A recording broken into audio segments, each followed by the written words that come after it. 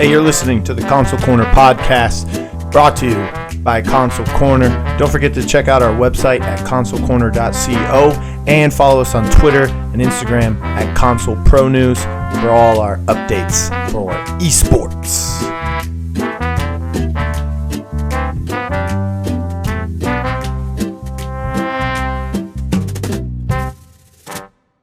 Hello, everyone. Welcome to the Console Corner podcast. Of course, I am your host, Real Blue TV, with no E in blue. And today, we're going to be talking for this segment a little bit about Paladins. Now, the PPC, the Paladins Pro Circuit, has started their qualifying phase. 3 weeks of qualifiers with open bracket, leading into a final week 4 with group play, deciding the teams. A little similar to how they did it in the PML and PCL last year and the year before, only this time the PPL does not exist, so those players are mixed in there with it. And I have a very special guest with me, a former caster and analyst alongside me at some of the World Championships. And we both started on LAN at the same time. I don't know if you remember that, but today's guest is Kresnik. How you doing, Kres? Everybody? I'm doing pretty good. A little tired. I've been up a bit, but I did sweeten my coffee with G Fuel earlier, so no matter what, my body will be running on autopilot. Probably until at least 3 a.m. You actually put G Fuel in your coffee? So there's actually like a French vanilla flavor, and I'm on keto still, and it's a sugar-free sweetener. Oh, it works. It tastes really good, but I don't know when in this decade I'm going to be able to sleep again. All right. So I was streaming yesterday during the PPC, and I was streaming some of the matches, spectating some of the players. I saw that you were as well. I had a lot of the console viewers in my broadcast. You had a lot of console yourself, but mainly the PC viewership was towards your side of things. You had about, I think you peaked at like 320 at one point. Yeah, right after the host from Random when they went to semifinals. Yeah, it sucked. I actually forgot that you couldn't do the semifinals and finals. So I was spectating an NA semifinal match. It was game 1, but I cut it off like it was 3-2 or 3-1, whatever. Okay. And I turned it off. But at the very least, NA, they actually put the final scores for the semis in the bracket. Yeah, they did. NA is definitely the least offensive one. Yeah. So let's jump right in it. There's 3 regions. Sure. There's Brazil, North America, and Europe. Now, a lot of people for the past year and a half, 2 years, have been arguing that the World Championship, especially this last one, were not really a World Championship because a lot of regions weren't represented. And I understand that facet of the viewers and the fans complaining about that. But also at the same time, there were a lot of people from outside of NA and EU. Diggy Dog, who's the world MVP, he's from Oceanic. There's a couple players that are from some other regions. We had some Brazilian players. We had some other Latin American players on some teams as well. So, I believe it was pretty diverse. I mean, if you look at things like the NBA, they call it the World Championship. And the only team outside of the United States is Toronto, but they have players from all over the world. So that's what constitutes it as a world championship, especially when you look at the MLB or even the NFL. They call that the world championship. They have players from outside of the world. It's not the teams and the locations. It's the players and their location.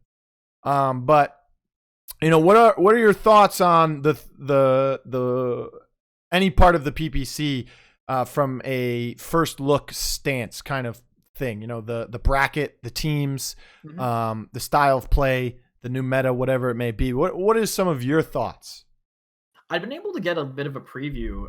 On my stream recently, I've been doing scrim VODs where I just have, if teams want me, because everyone's streaming their scrim. So yeah, I saw that. Yeah. So I've been doing that mostly in NA. EU was very close to the vest with some of the things that they were pulling out. With none of them were really streaming scrims. No one was really sending me any VODs. Even rosters, I kind of had to pry out of people's hands. But yeah, and now you know my pain, man. It's always been like that for me, looking for rosters in the past for PCL, PML, even PPL. Like, everyone tries to keep everything real knit and tidy and packed up, hidden away. But yeah, it was tough to get it out, but got a few. I was able to have a bit of a preview going into some of them. And NA, honestly, like, there was a couple upsets, I think, moving of people who got into the higher bracket. I think full getting knocked out when they did was a bit surprising to some people, but seeing the performance of Triple Deep's HP OfficeJet Pro 6978 wireless all-in-one instant ink ready printer, those teams performing, I don't think would be too much of a surprise after watching those scrims. They're trying to play unique things. They're kind of trying to flex around in the meta a little bit. Console DPSs seem to be very strong right now because almost every hit scan is good. So having teams with these hybrids, especially the ones who can flex to mouse and keyboard for the champions that aren't really as prominent on controller, not surprising to see those hybrid teams kind of take themselves pretty far. Yeah, and we'll get a little bit more into the meta here in a little bit. We'll get a little bit more into specific teams and players as well. One of the things I really loved about the tournament from its first look yesterday was the way they did seeding. It's unlike any other way they did seeding before for these open bracket tournaments. It wasn't random seeding like it has been before. It wasn't soft seeding like it was before. It was a very unique way, and I think it was very fair because there's been tons of times in tournaments of any esport, especially Paladins, people complain, oh, they had an easy side of the bracket. This team's not even good and they made it to the top 8. Or, we had to play this really good team early on in the bracket because the seeding was so bad, blah, blah, blah. I really like the way they did it. PPL, PCL, PML all combined together now. And, if you have a team with a bunch of players from the PPL, then you're expected to be a really good team based on those players, their accolades, their history, where they were last year in the hierarchy of the 3 leagues, right? So, if you had a PPL player on your team, you get 2 points towards seeding. If you had a PML or a PCL player, you get 1 point towards seeding. I think there was and it only counted for starters too, which kind of confused some people at the beginning, even myself, because I was like, wait a minute, this guy he's a sub, he was he was a player in X league. They should have this amount of points, because the point value was shown next to their team name in the rosters, so we could see what team had what amount of points. I think there was only 1 or 2 teams where they missed 1 or 2 points. I kind of DM'd Vinny about that and said, hey, this guy, he was in PCL. They need another point. But I really like the way they did that. I think it made it a lot more fair, and it made it for a better bracket, because as you get towards the end of the bracket, the matches will get better in quality because theoretically those players are better, right? If a team happens to beat them early on, that team deserves to be moving on, of course. So I think it was fair the way they did the seeding. It's unlike any other seeding I've seen before in an open bracket tournament. So I really enjoyed that part. So moving on. So there was a team which most are calling the greatest console Paladins team ever, which was Hype Unit, who's just won the console world championship in November, is nowhere to be seen, Kresnik. Exodia is listed as the second sub on Triple Deep's roster for this weekend. Shu has quit the game publicly. He made a tweet about it. He's been playing like League of Legends and stuff. Kresnik is on another team. We'll talk about that in a little bit. However, the other two in Emit Pain and Wonderful haven't said they are done publicly, and were also not listed on any rosters in any of the 3 regions during day 1 of the PPC qualifiers. I haven't spoken to those 2 players either, so I don't know what's happening. What are your feelings about the Hype Unit players not showing up to play, not being on teams? Besides Kresnik and maybe Exodia because he's a sub on a team. I mean, it's always sad when talent leaves the scene. I mean, we know this Hype Unit PCL team was playing against PC teams. They were scrimming them. They were seeing decent success. And now that we're in a meta that I would say, as I mentioned before, I think is strong for console DPSs, especially ones that were kind of hybridized. Most of the players on Hype Unit were. Yeah, Emit Pain is nuts, and Exodia can play on keyboard and controller.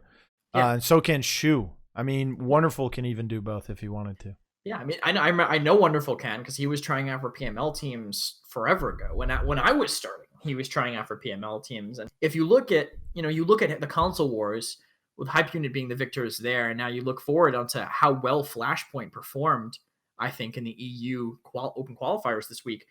You got to wonder how they would have done, if they had stuck together. There was a Hype Unit team, but once they had swapped out their blaster for Payan, and once Payan was done, the rest of the players just I guess just didn't have the drive, but who knows how far they could have gone.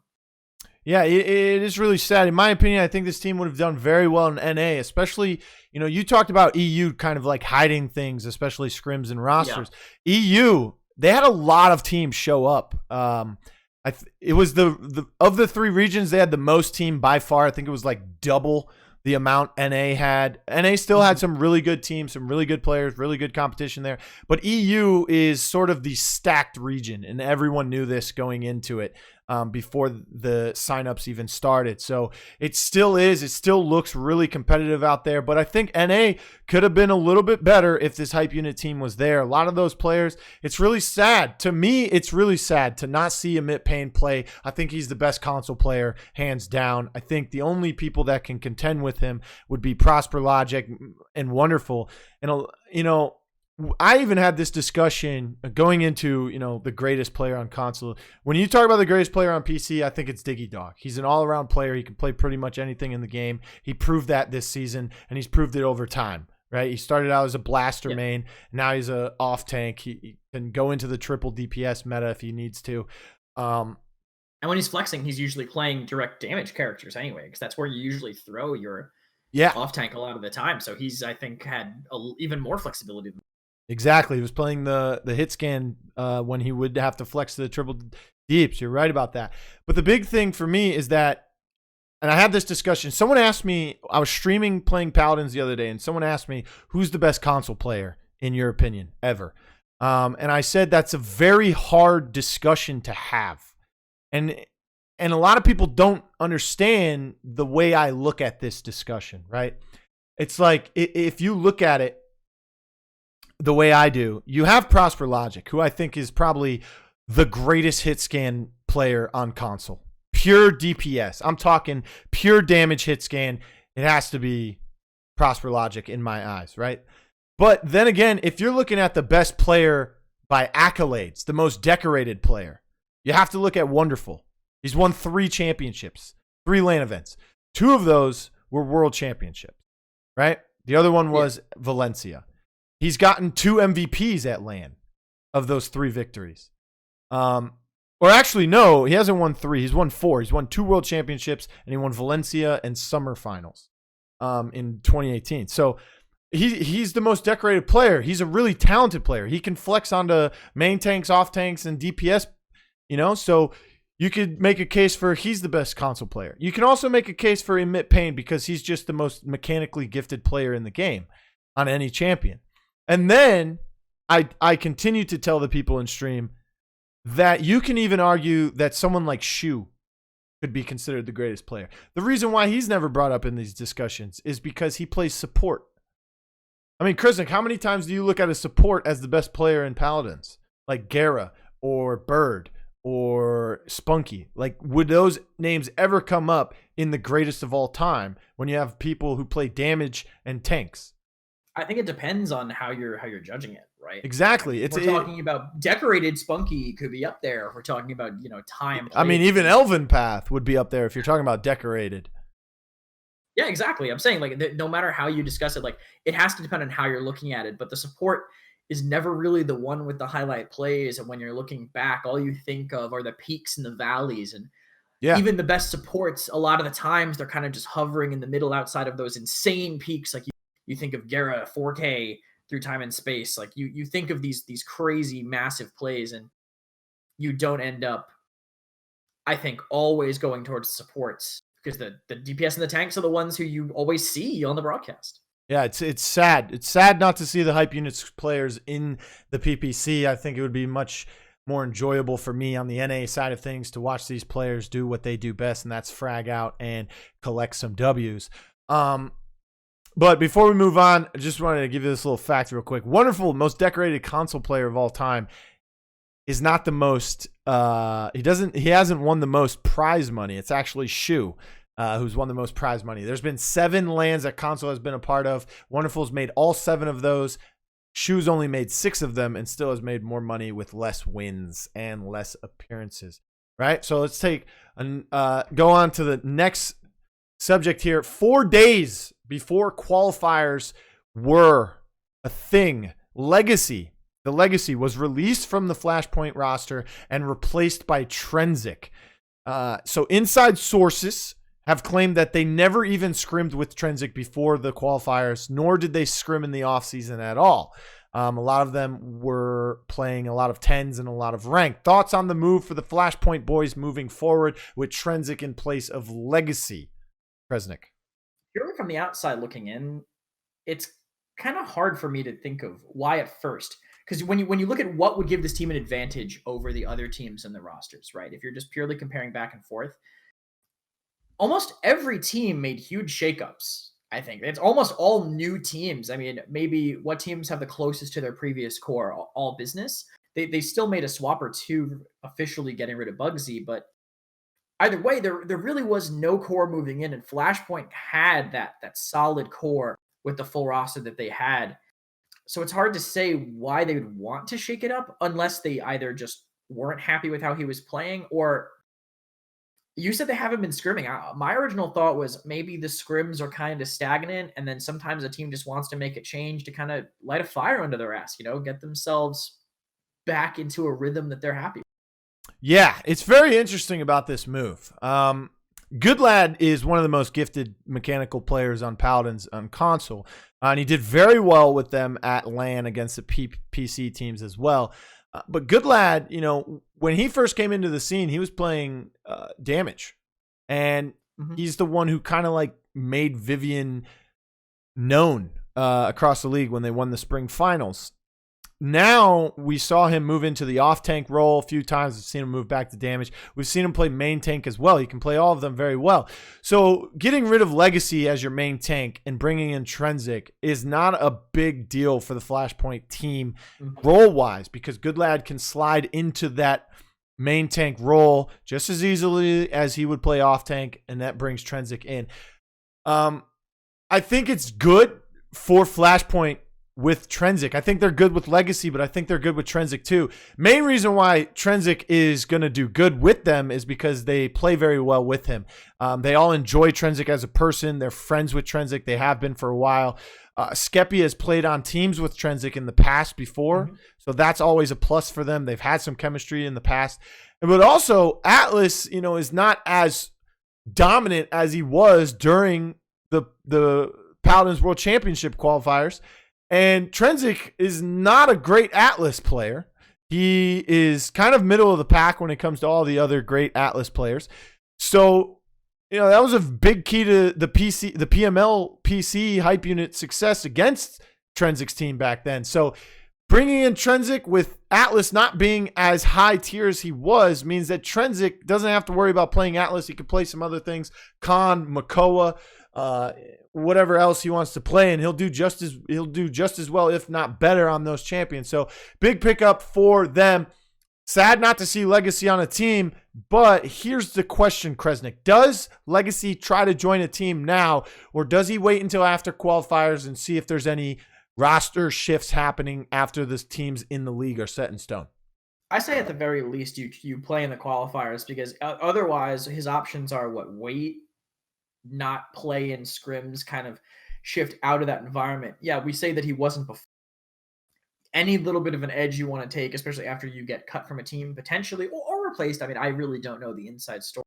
Any gameplay you can get to back yourself and say, I've been performing well recently. Here's this screenshot from this scrim, so that if he doesn't get a space on one of the teams moving into the qualifiers, maybe once everything's said and done, he has some back to get his foot more in the door than it already would be. Well put, Kresnik. Moving on, though, let's shift gears here to the Brazil side of things. They had some really good teams show up. A lot of talk around Freeze God's team, a lot of talk around Ares' team, and a lot of talk around Ice Monkey's team as well, who has Tuga with him. But who I want to talk about first is RC Soldier. Rock team is what they called their team. Now, RC Soldier's team falls short and doesn't even make the semifinals. Now, for a player like RC Soldier, who is said by some to be the top competition for Ares and Freeze God squads in the Brazil region, what exactly happened to RC Soldier's team in your eyes, Kresnik? He is playing with a couple people that I haven't really seen as much Yeah, the so actual competitive scene. So he's playing with Ground Fort on front line, support Mono U, I think it's pronounced, Extreme Goro. Wait, it's cut up. It's cut off. I'm trying to double click and see right now. Extreme Go and we can't see the.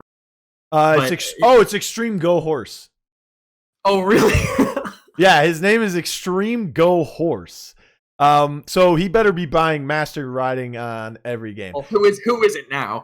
And then they have Luck 1 and then RC Soldier, of course, on the flex too. RC Soldier, very talented player. We've seen him in the past go head-to-head, toe-to-toe with Freeze God back before, the SSG PPL days, way back in the PGS days. RC Soldier always going toe-to-toe with Freeze God and those boys. He had really good teams back then. Unfortunately, he wasn't picked up for the PPL squad, wasn't picked up by any other squads as well. And since PPL was a thing last year, there was no Brazilian really kind of tournaments. So RC Soldier kind of his hype kind of quieted down. But like you were saying, he's playing with a couple guys. Oh, sorry. I thought there was more to the thought, but he's playing with the new players, like people we haven't really seen in a ton of tournaments. And the team that they ended up going down to in a 2-1 game, which I want to rewatch on stream. I'm going to have to talk to somebody from these rosters to get a rewatch on it. But I mean, there's players I recognize all across. I recognize Kubiz, Sapeka, IMAX Souza, Illuminador. I don't recognize their off tank, but there's still names that I've seen in my own games, in tournaments in the past. It's possible that even just the amount of time they've been under pressure in these random tournaments, whether it be ESL, whether it be in the BPL, it could have been enough to just give them the edge. It was a close set. It went 2-1. Yeah, very close indeed. The team that beat him was Fuzzyan with the players that you named. Very talented roster. Some of the other teams, though. Mandrakes University. Listen to this team here. That's Crohn's, Outlander, Dintic, Freeze God, and Matau. And then you have Fine Thin Gaming with Ice Monkey, Zeeds, Tuga, Wake Up Amadeus, Zero. All talented players. Some of them played in the PML last season in the NA region. All of them except the support. They actually swapped. They were 5-stack gaming. Yeah, so they swapped 5-stack Esports, I think it was, right? Oh, yeah. 5-stack something. All that we ever had on the HUD was 5-stack. That's all I ever remembered them by. That's okay. And then you have the other team that's pretty talented is Triunfo, who has Ares and Crimson. For those of you who don't remember, Crimson played on the notorious Nocturnes gaming squad at the Paladins World Championship back in January of 2018 when we were in the Cobb Center. I remember that roster very well. They had Hakate, they had Fuzzy Logic, who was fragging out on a $20 SteelSeries mouse because his Razer Synapse weren't syncing in the computer. But I mean, in this Brazil region, other than Freeze God's team, what other teams are you looking at specifically? I will say I actually got to scrim against the King Kaiser Divino team. They looked pretty solid. Los Gatos. They also made it, I believe, to the semifinals. Yeah. Oh no, they did make it to the semifinals to play against Mandrakes. We're not sure how that game ended up going, but still a couple good players across the board for them. And the other team that in the unseeded area that we could have an eye out for, I just had their name, but there are so many names right next to each other on this list that I have lost it. Route Esports. They're a team that kind of got picked up by an Oregon. Again, all players I've seen in my games before. Yes, I am familiar with Zenny and Nops. Headed, not Nops.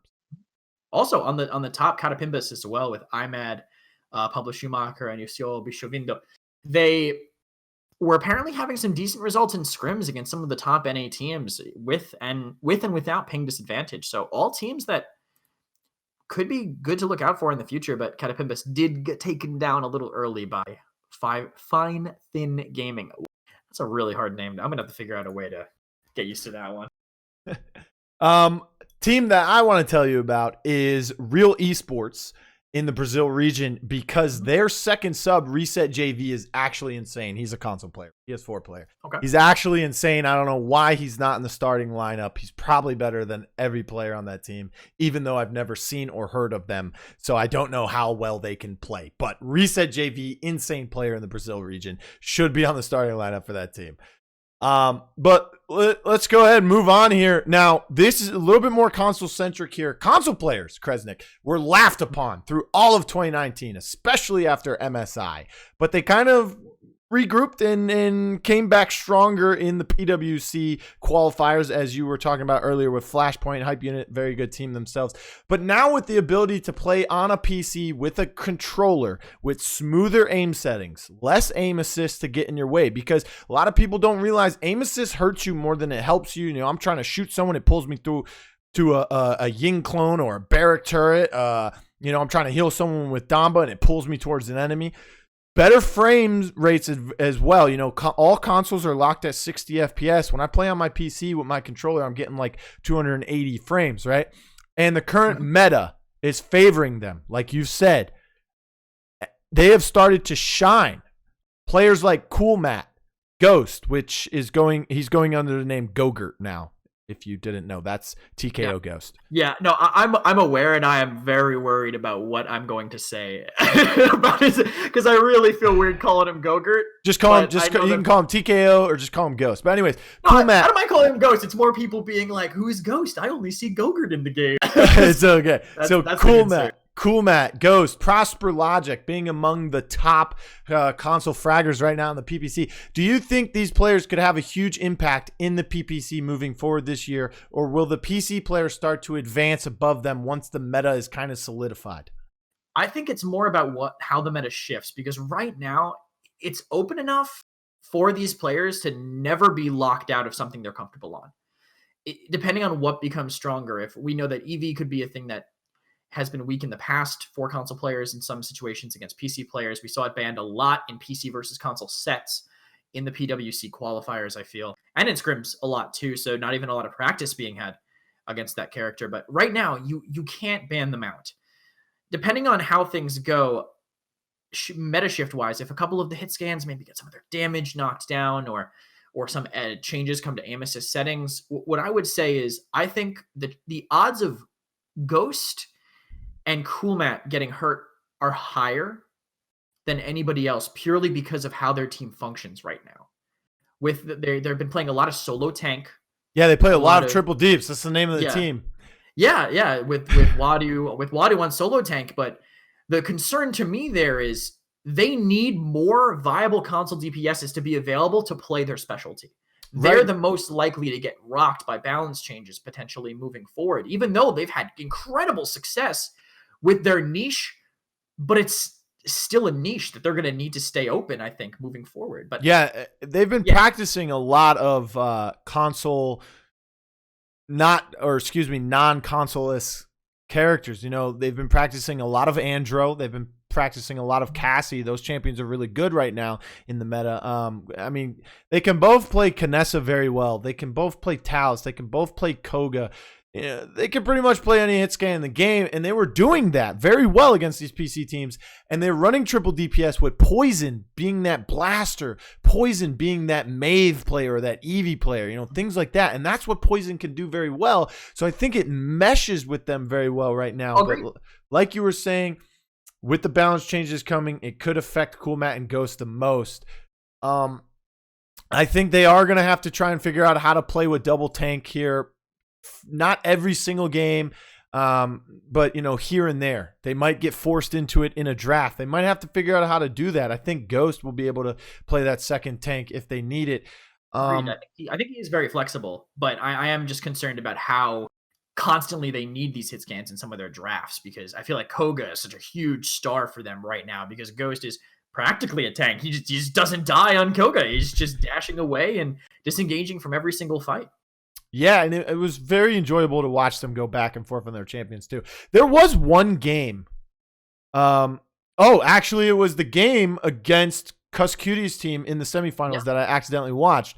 And Cuss Cutie's team, so Triple Deeps was banning out Eevee a lot. Even though they let Eevee through, I think, once or twice, and they had no problem with it. But they gave Cuss Cutie Zin and Torvald. They gave that team Zin and Torvald, right? For a game on Stone Keep. And the Torvald was G-Bunny, and the Zin was Ricotta. Ricotta ran the Billow card, the Billow talent for Zin. instead of Guillotine. That was odd to me. What was even more odd was that Torvald, G-Bunny, he ran the Nullify talent instead of Thanks Grandpa or the Damage Amp one. Mm-hmm.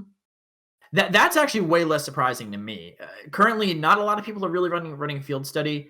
And a lot of people are kind of accepting Direct Current as the meta, actually, on certain maps. I think Direct Current is very good. I think all three talents are good in certain situations. 10% damage boost is still good, right? It's not as good as what it used to be, but it's still viable. Thanks Grandpa, I think, is better because Wrecker was nerfed, so that 500 extra shielding is still good, right? If not better.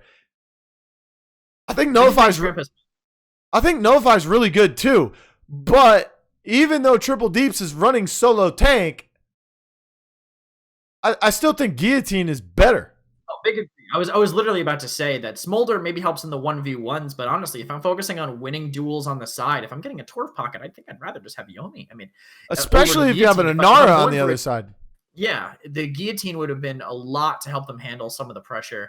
And honestly, I feel like against that, Triple DPS is pretty good at dealing with Torv. You can just overwhelm him on certain sides that, even though there's no second tank pushing to exploit that weakness of the Torv not really being able to hold a lane, you can just play your distance. If they can't cross all that ground to get to where you want to be on Triple DPS, especially on a map that's as open as Stone Keep, you can play kind of just on the outside, lock them out. Seems like it was almost a bait of a draft against them. I feel like it was. So let's move on to EU here. Let's talk about a little bit of EU. There was a lot of teams that showed up. First thing I want to talk about, District 69. First of all, I'm happy D69 as an org is back in Paladins. Literally like 2 days before they announced their roster and that they were returning to Paladins, I was watching the Valencia VOD from QG Craze versus D69. That's when D69 was the previous LAN winner, and they lost to QG Craze. I wish Paladins was still in China because Andrew's good right now in the meta, and Shasha, I think, at that point in time was better than Mutu on Andro. Anybody who disagrees can tell me I'm an idiot. But I think Shasha was an insane flank player. He played Buck insanely. Dude, China, actually, going off topic. Yeah, I was about to say the same thing. Going off topic, China discovered Torvald way before he was even reworked, dude. Like, his Nullify was still sucking enemy shields. His basic attack was still attaching to people. And, like, you know, he had like 8,000 health plus shielding back then. Yeah. And they discovered how good Grok was as a DPS with double support back then, dude. They literally were gods at just discovering things, right? But let's talk about Life Exchange Ying too. Yeah, Life Exchange Ying, dude. They're insane. So let's go back to District 69 in this week's open bracket qualifier. They didn't have to play in the first round, in round one, because of the amount of teams. They were the number one seed because they have all PPL players, so they had the most points possible. So they just had to sit and wait. It took a while for them to get their first matchup. And then after that, they 2-0'd that team. It was Viperio. They went up against. By the way, I did spectate it. Yeah, very quick games. But then they had to wait for a long time again to find the winner of Chroma Space or Blaze It. Now, Blaze It, actually, decent roster there. I don't know if you looked at them. Welsh Mania, the console player who's played on Vexed, who's played on Cyclone, great player on console. He might have been using a keyboard. I don't know if he's been practicing on keyboard. But if you go all the way back to MSI, when Cyclone almost beat the hype unit that time, they took him to 5 games. Welshmania was the guy on Tyra getting triples and quadras all game, and he was the only one on controller at that time. So, good player. They also have Mary Jane. Definitely on controller. Welsh was definitely on controller, you're saying? No, I'm saying that no, he wasn't the only one for sure. Because I remember, Fanatics. Fanatics was also on controller. Yes. But they had Smutney. Yeah, they had a couple hybrid. They had a bunch of hybrid players, but I just remember Slopadopoulos was with them, and he's now on All Business in the EU side. We'll talk about him in a second. But Welshmania, Mary Jane, DPS Eagle. I don't know who Dead Game is, and I can't remember. I know who it is. It's Lumsey. Oh, okay. So good player. Yeah. little. This team definitely has the highest banned player to Yes. player ratio. Lumsey and Mary Jane. Big. Okay. Do the admins know that's Lumsey? I hope so. Someone told me immediately. I assumed they would. No, I believe he got unbanned.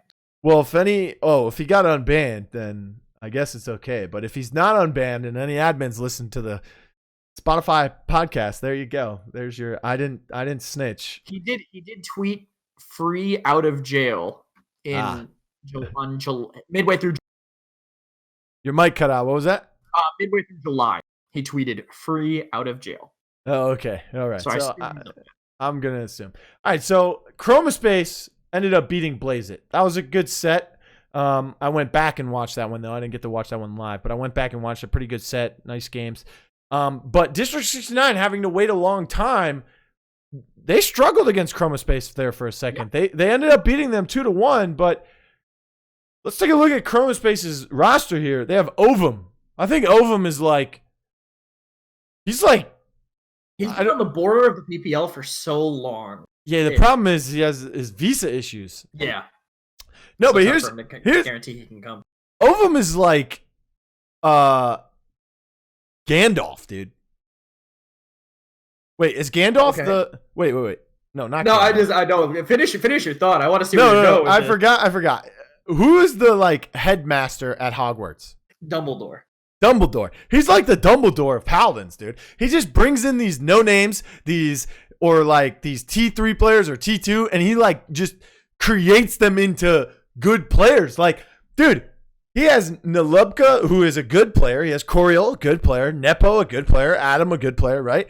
But Nepo was looking like a god on Leon against D69. He had a fantastic game. Dude, he's getting triples. He's putting Alex in a box. He's putting Fishiko in a box. He's putting Crunchy in his back pocket. I'm like, yo, who the hell is this kid? Someone told me he was nuts. I was asking around right when they announced the roster on Twitter. I threw some DMs out, and they're like, I was like, oh yeah, what's little Nepo's in-game name? It's like, oh, it's Nepo. By the way, he's nuts. Like, oh, okay. Dude, no idea who he was, Kresnik. I'm watching these games, and I'm just sitting here scratching my head yo, this Nepo kid, he's nuts. That's exactly what I said on stream. I'm like, this guy's insane. And honestly, D69, they were definitely cold going in, but I think they won the first map. And then Chromospace came back. Yeah. Map 2. D69 had time to warm up. Dude, Ovum is the Inara monster. Yeah. His wall placement was so beautiful, and the timing on it too. He was trapping people. His team would just collapse on him too. I think, like I said, man, he is the Dumbledore of Paladins, bro. He just brings potential in and just makes them gods. This Nepo kid, good team to look out for. D69 eventually does beat Chromospace, and they make it to the next round. Let's talk about some of the other teams that did make the semifinals, though. All Business, PackBet, and Flashpoint. Flashpoint actually had some really good games. They went up against Best Waifu, and they went up against Luminary. They went up against Darkfish. I think the Darkfish was a great game. They're a French team that Spunky specifically told me to look out for.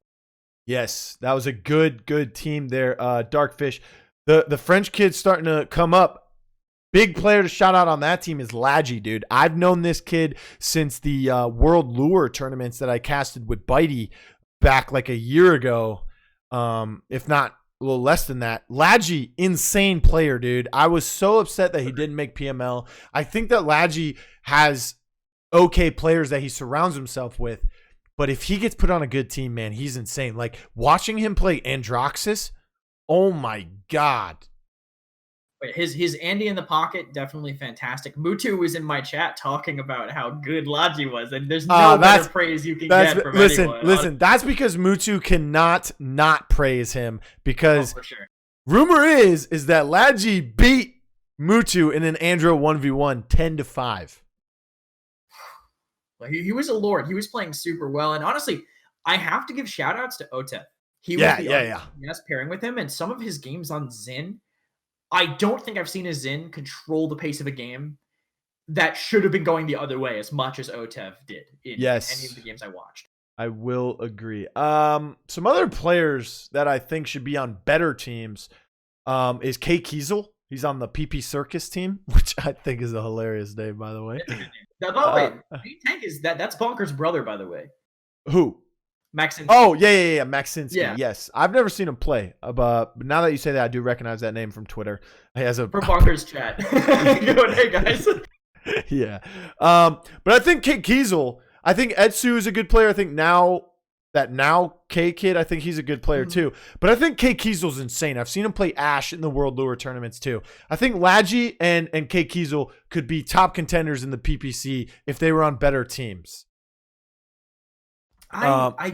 It's hard to say because I think the team around Ladji is pretty good. In terms of the PP Circus, they actually put up a good fight against 5 Randoms, a new kind of mixed team that we really didn't get to talk about too much, but it's a lot of star-studded talent on that roster. They were seeded second, and PP Circus were kind of keeping them close across an entire Bright March game. So let's talk about PackBet. They made the semifinals. Let's do them first. We talked about D69. Noise Overlord, Phobuz, Defit, Hayes, and Ethereal. I know those last 3 players. Phobuz is ineffable. Wait. Phobuz is who? You cut out. Ineffable. He's a good player. Okay, so I know 4 of them. They looked pretty good. I think they were playing with Madeira, though, weren't they? I actually think, I think he was on off tank, and I think they had Ethereal on main tank. Because I remember Madara on Ruckus having some of the most questionable Hexafires I'd ever seen. Well, he is a damage player. I'm not going to hold that against him. Yeah, I think off tank is like the hardest role to play in Paladins because like you have to have like DPS mind with the same as a tank. So it's kind of like the balance between the two, and some people just can't do it correctly. Quick note too about the team name. It's actually in Russian. It's Rasvet. What? Those characters, that in Russian is RASSVET. So it's actually like Rasvet or like Sunrise if you want to call them that. Okay. Yeah. They also have a sub listed as Erase. Which is kind of crazy to me that Erase is just subbing. Dude, he's he like, doesn't want to focus. Is that his choice though? I would assume so. I think that they had good play from both of their damage dealers. Dude, they have 2 points. They have 2 points because Defit and Ethereal were PML players. Just think if they had Madeira and Erase in the lineup, they would have been higher seeded. How much higher seeded would they be? Let's see. 2, 3, the BB. Erase would be PPL. Erase would be PPL, but he'd be replacing one in the DPS. And then we'd have Madara on off tank instead. And then Ineffable, I think, should have a point from being PML. So that's, I think, they're like tied with Flashpoint and All Business at that point. Yeah. If not 6 points. Yeah, they could even be 3rd seed. Yes, they made a big mistake there. But they had some good games. Let's talk about All Business. They have William Birkin, Xenos, Slapodopoulos, Closar, and Tutut. I think Tutut's insane. I think he was the best player on All Business at the last LAN by far. I think he was creating so much space as the off tank. He was doing so much, just couldn't carry the team past Flashpoint, which 3-0'd them. I think Closar is a really good player. I think Slapodopoulos is insane when he was on console, and I think that he's insane on PC, but he still has potential to grow even more with mouse and keyboard. I think Xenos is good. I think William Birkin's good, but what's your thoughts on All Business so far through this tournament? I think they're going to perform pretty well over time. I think one of the biggest problems with them was that they were always swapping their roster constantly. Like they had to do with, when is Unbe going to be here? When's Bugsy going to be here? Oh God, Bugsy doesn't want to go to LAN. Now who are we bringing in? And like having this roster set in stone, actually working on it with players I think are really good. I think Slop is very solid. I think he's had great performances across commonly PC champions, and he has all the console champions in the back pocket. And Closar, I mean, he had one of my highlight plays of the entire year. I felt I had to put together a top play list, and they didn't end up using the list, but Closar had this crazy Cassie Penta where he just flipped to a Willow in the sky mid-Faith Light in the middle of a fight. And I think he's a great player, and with being able to consistently play with this team, especially with the talent around him, I'm actually really excited for how All Business is looking. I'm excited to watch them too, especially the boy Slapadopoulos, as Golden Boy said when me and you were on the desk with him. I don't know if you remember that one. And then we have Flashpoint, our 4th and final team who made the semifinals. We talked about them a little bit earlier, made a roster change. Now they have Kresnik on the off tank, but they still have Good Lads, Storm Avatar, Skeppy, and Prosper Logic. They actually had 2 subs listed. Of course, one of them is I Only Op B, who has always been the sub for that squad, going all the way back to Valencia days when he was actually main roster.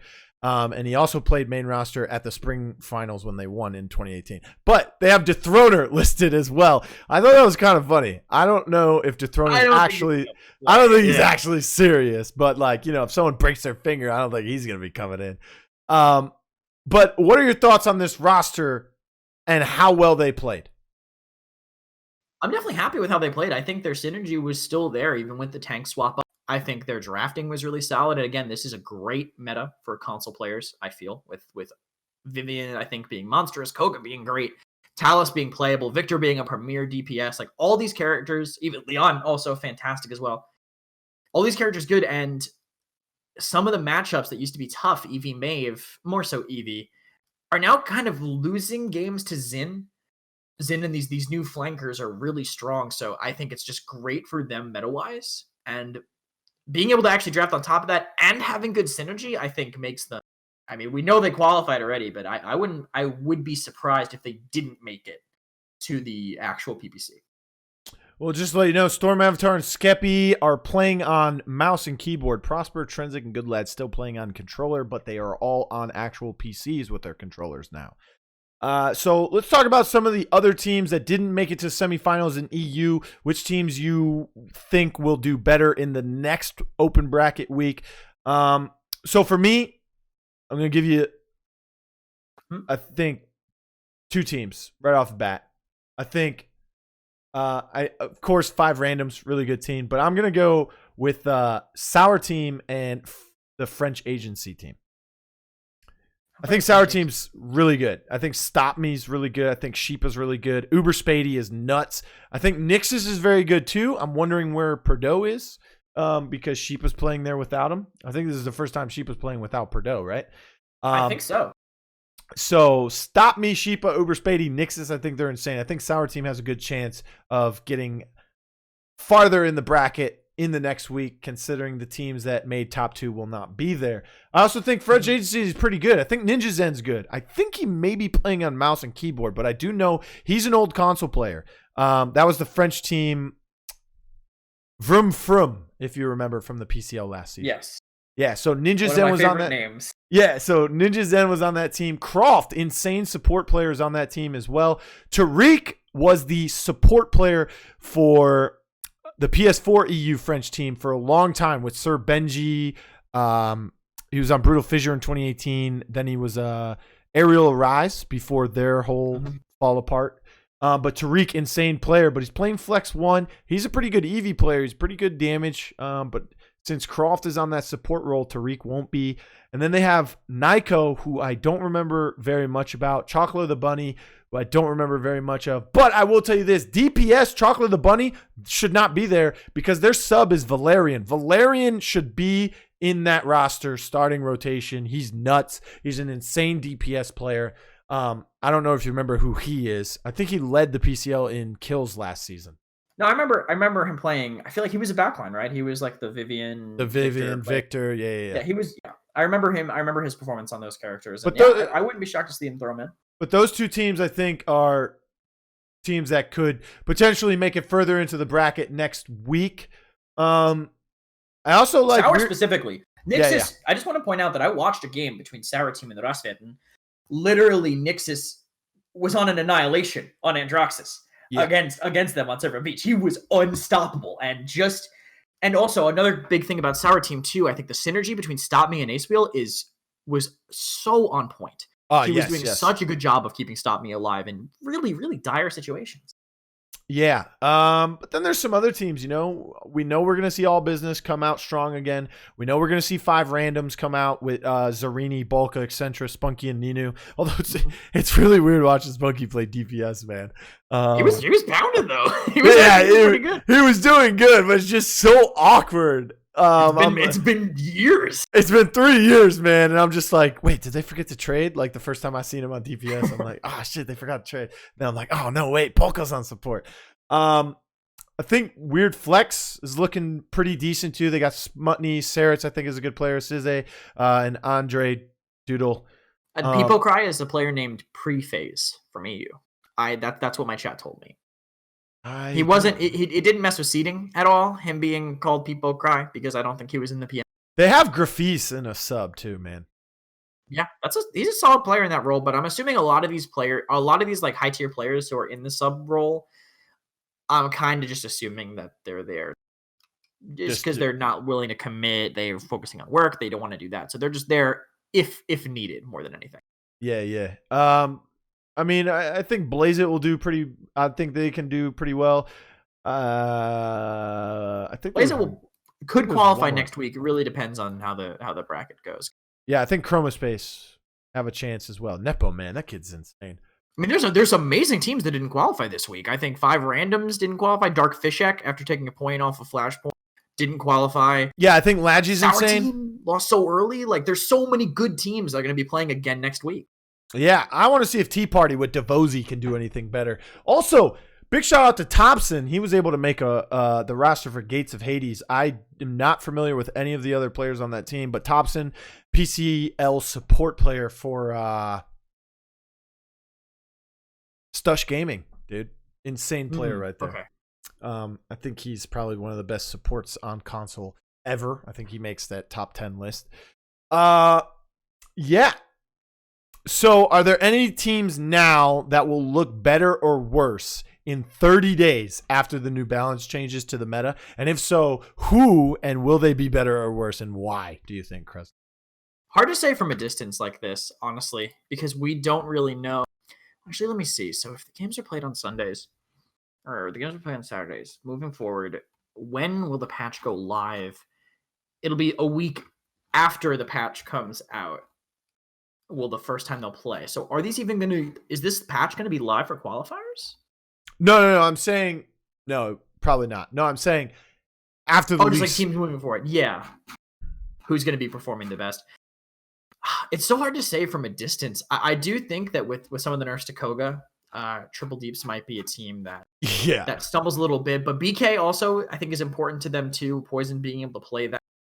Any team. Also, Barrack, one of the best solo tanks, is getting a pretty big hit to his sustain double time, going down from 400 healing to 1,600 to 750 at level 5. That's the amount of healing that you get.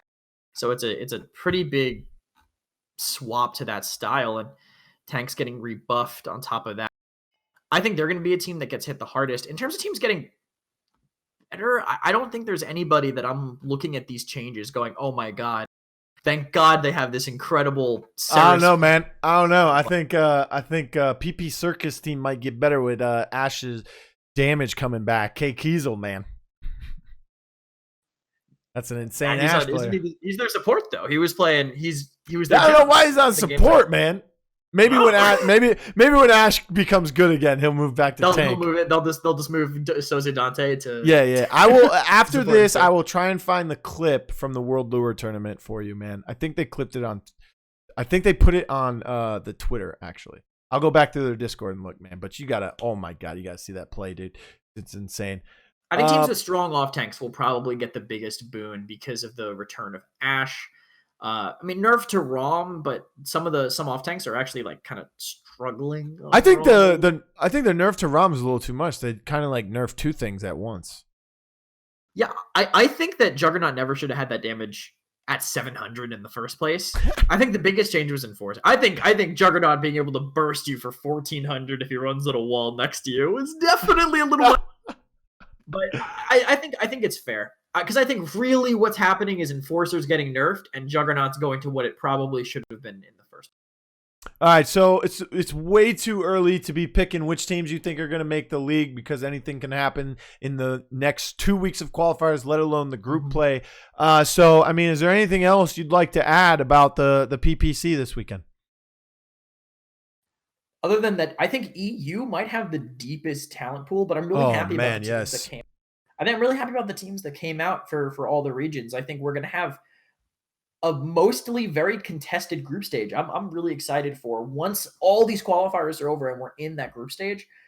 I think we're going to see some good games, and I'm glad that even with the shift from the league format to the online circuit, people are still taking it seriously, and we're still seeing some. Am I allowed to swear? Do you mind? Or do I need to? You already have, man, so don't worry.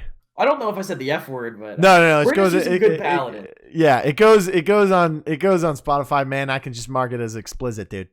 That's fine. It's fine. We're gonna see some good Paladins. That's what I'm excited about in every region.